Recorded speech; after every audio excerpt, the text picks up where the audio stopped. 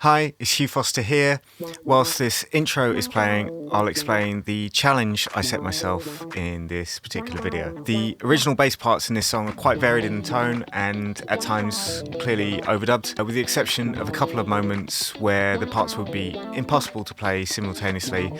I decided to try and recreate the essence of all the bass parts in one take with one bass and a couple of pedals. I'll be back at the end of the video to talk through my process for this, but in the meantime, enjoy, and don't forget you can get the transcription for free at my website, hughfoster.co.uk, link in the description below.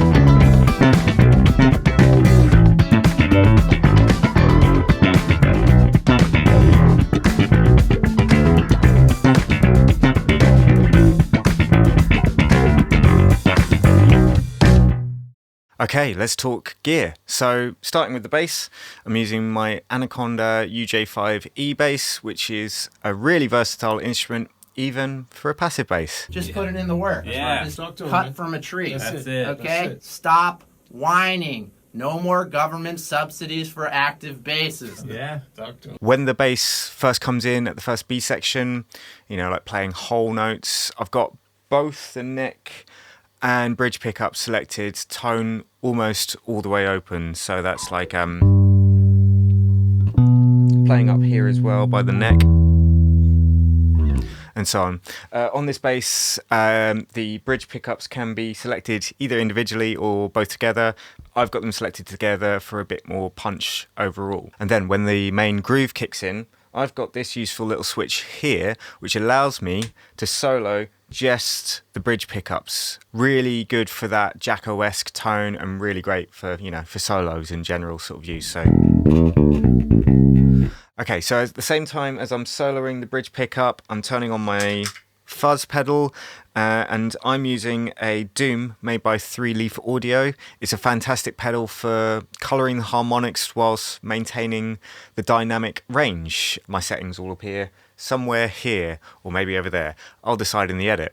A really great tip with one of these pedals, if you've got one, is to turn the gain all the way down. You still get that affected sound, but you don't lose control over the dynamics, the output, and so on. As the song progresses, we get to the guitar solo.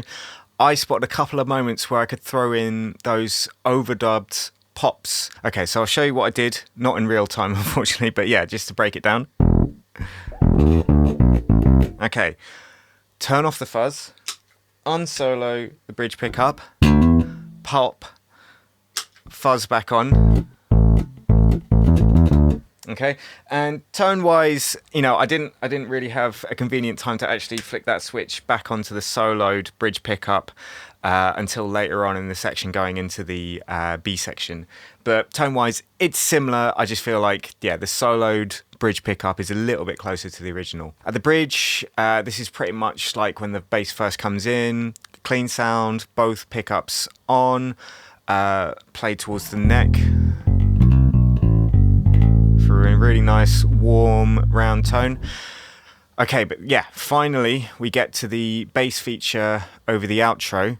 Thankfully, there were a couple of bars where I could sort out my settings. I counted 2 bars of 4, and then the final bar where the bass comes in is actually a bar of 2. Okay, so end of the B section. Okay, so solo switch off, neck pickup soloed, fuzz off, envelope filter on. Okay, and then we're good to go. The envelope filter I'm using is a Proton, also made by 3-Leaf Audio. I got as close as I could with the sound, although I think the original is some sort of wah.